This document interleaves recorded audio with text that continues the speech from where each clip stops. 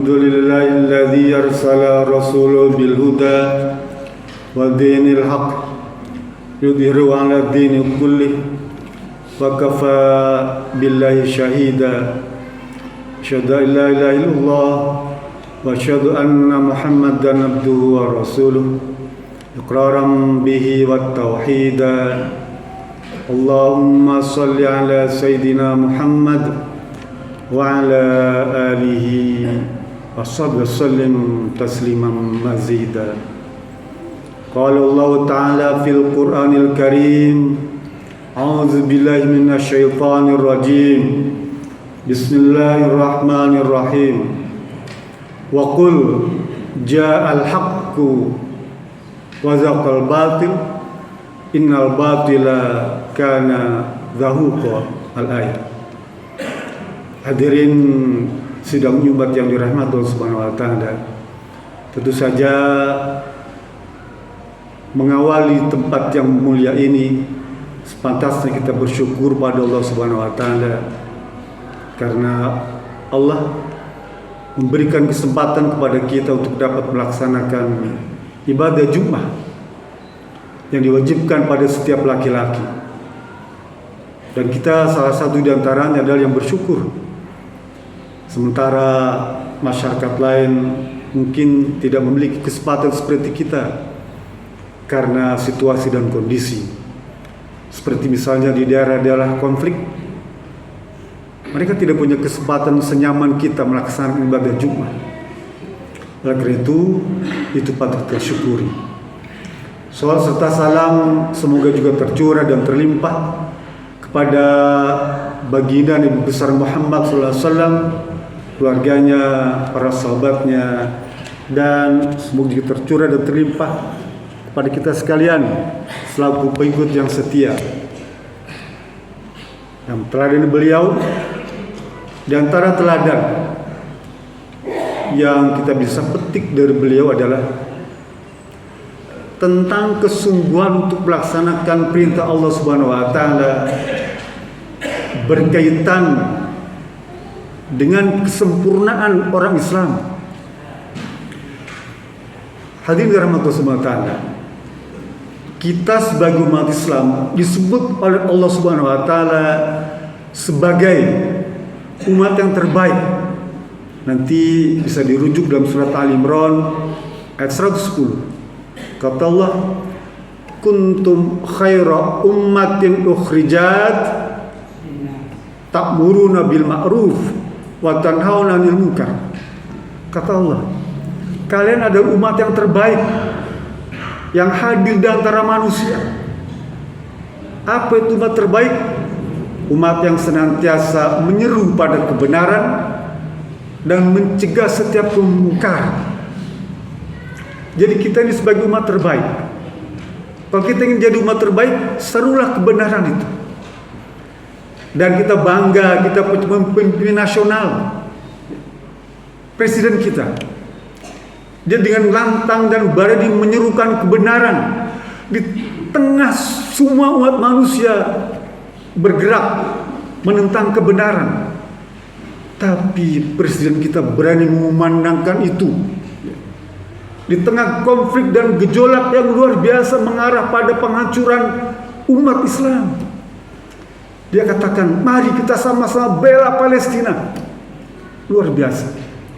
Itu yang kata Allah Subhanahu wa taala dalam surat yang tadi saya bacakan, surat Ali surat 81. Wa qul ja'al haqq wa zaqal batil innal batila kana zahuqa. Kata Allah kepada Nabi Muhammad, wahai Muhammad, katakanlah kebenaran itu. Ya, katakanlah jika kebenaran telah datang, maka kebatilan itu akan runtuh. Fainal batila kana zahuqa, karena kebenaran, kebatilan itu sebenarnya jadi sangat lemah dan niscaya akan hancur. Inilah penghormatan kita sebagai orang Islam, sebagai anak bangsa, menyaksikan pemimpin kita dengan lantang penuh keberanian. Dan ucapan yang benar ini ternyata bagaikan bola salju terus menggelinding. masyarakat dunia, negara-negara, hatta muslim yang tadinya menolak kemerdekaan Palestina sekarang justru berbalik menyetujui. Bahkan negara-negara yang kafir pun sekarang berlomba-lomba di depan, barisan paling depan, menyetujui kemerdekaan Palestina. Negara yang sudah 50 tahun terjajah memang tidak sepadan kalau dibandingkan dengan Indonesia, Nusantara yang penjajahannya jauh lebih lama. Tentu saja kita punya pengalaman panjang tentang bagaimana meraih kemerdekaan itu. Tapi sekalipun Palestina itu hanya dijajah dalam waktu 50 tahun, ya, sekarang sebentar lagi mereka akan menikmati kemerdekaan itu. Mari kita doakan.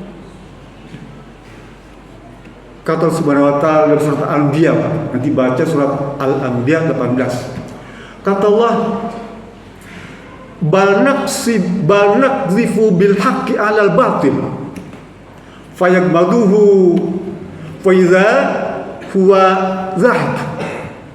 Allah berfirman,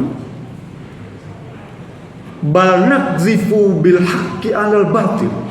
Jika engkau lemparkan itu kebenaran di tengah kebatilan, maka kebenaran itu akan menghancurkan kebatilan itu, dan serta merta kebatilan itu akan sirna. Sementara ini tidak ada yang berani melemparkan kebenaran itu, Pak. Mengangkat isu kebenaran tidak ada yang berani. Hanya baru pemimpin kita yang berani mengemukakan itu. Dan terbukti berhasil apa yang Allah ucapkan itu dalam surat Al-Anbiya akan hancur untuk batilan. Kita akan menjadi saksi sejarah bagaimana Palestina akan merdeka dan Zionis itu akan hancur. Sekalipun mungkin dalam tahap sementara two state ya, bagi masing-masing.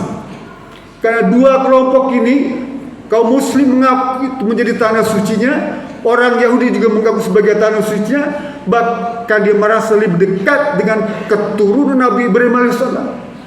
Masing-masing mengaku. Kaum Nasrani mengaku juga sebagai tanah sucinya. Oleh itu, langkah yang diusulkan oleh negeri kita, langkah sangat bijaksana. Berbagi sebagai langkah awal. Sama seperti ketika Nabi Muhammad hijrah ke Madinah, berbagi. Tidak langsung menguasai sepenuhnya, tapi berbagi dengan kelompok Yahudi, kelompok Nasrani, sampai Allah memastikan kemenangan pada kaum muslim. Mudah-mudahan saja ini menjadi jalan damai bagi kita semua. Tidak baik juga kalau Islam menghendaki mereka hancur, tidak baik. Bagaimana Indonesia, Nusantara, umat Islam bisa bersanding dengan kelompok-kelompok lain tanpa ada konflik keagamaan? Bukankah itu yang kita inginkan? Bukankah itu juga yang Nabi harapkan? Bukankah itu yang Allah inginkan? Persoalan keagamaan masing-masing bisa dilaksanakan tanpa harus satu menyakiti yang lain, tanpa harus satu ingin memusnahkan yang lain. Tidak boleh, Pak. Islam adalah agama damai, agama mendatangkan rahmat. Kata Allah, wa ma arsalnaka illa rahmatan lil alamin. Bukan aku mengutus engkau Muhammad sebagai rahmat bagi seluruh umat manusia. Kita ingin damai. Nusantara ingin damai. Palestina juga ingin damai. Arab Saudi ingin damai. Semua negara ingin damai. Itu menjadi cita-cita Islam. Mudah-mudahan tidak lama lagi akan terwujud. Alhamdulillahilladzi hadana li hadza wa ma kunna linahtadiya laula an hadana Allah. Innallaha wa malaikatahu yusholluna 'alan nabi. Ya ayyuhalladzina amanu shallu 'alaihi wa sallimu taslima. Hadirin yang dirahmati Allah Subhanahu wa taala. Pada khutbah kedua ini khatib ingin mengutip sebuah kisah yang diriwayatkan oleh Umar bin Khattab. Hadisnya hadis mauquf, Pak. Dulu di zaman Nabi ada seorang sahabiah namanya Hansa binti Amru, perempuan, wanita cantik. Dia seorang penyair terkenal di zaman itu, ya. Nama aslinya ada Tamaddur binti Amru, tapi lebih dikenal namanya Hansa binti Amru. Dia punya putra 4. Suaminya syahid, ya. Tinggal anaknya 4. Ketika perang Qadasiyah, dia menghendaki anak-anak itu seperti ayah yang syahid. Karena anaknya berempat, mereka berundi siapa yang lebih dulu untuk ikut pasukan berperang itu. Nomor pertama berangkat, diterjunkan ke medan Qadasiyah, syahid, pulang jenazah. Apa yang ditampakkan oleh Hansa binti Abu? Alhamdulillah, bergembira. Allah mengabulkan cita-citaku. Anakku syahid. Sekarang kemudian Hansa berpesan 3 anaknya lagi, siapa yang menyusul berikutnya? Saya nomor 2. Berangkat Qadisiyah, syahid, pulang jenazah, bergembira, alhamdulillah.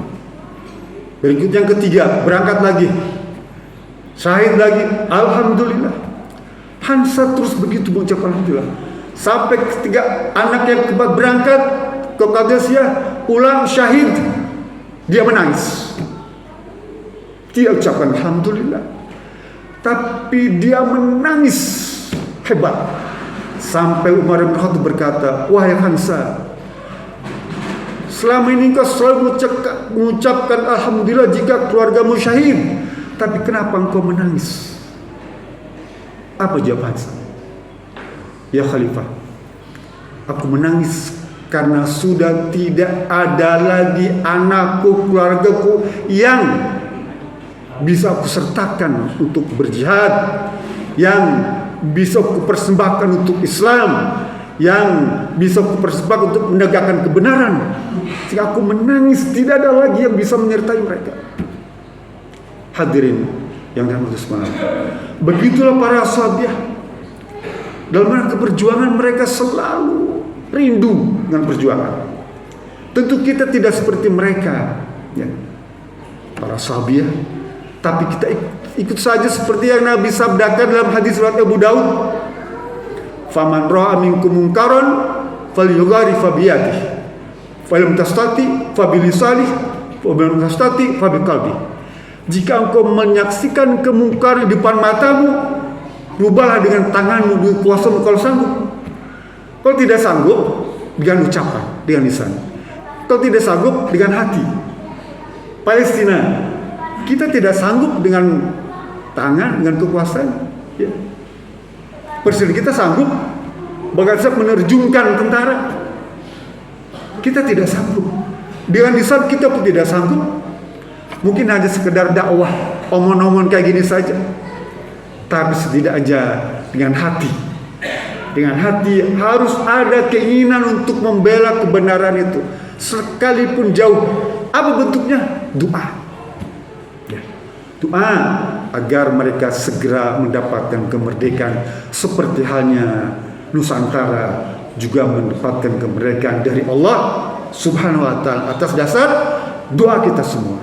Mudah-mudahan Allah kabulkan apa yang menjadi keinginan umat Islam seluruh dunia. Itu saja, mari kita sama-sama tutup dengan munajat kepada Allah Subhanahu wa Ta'ala.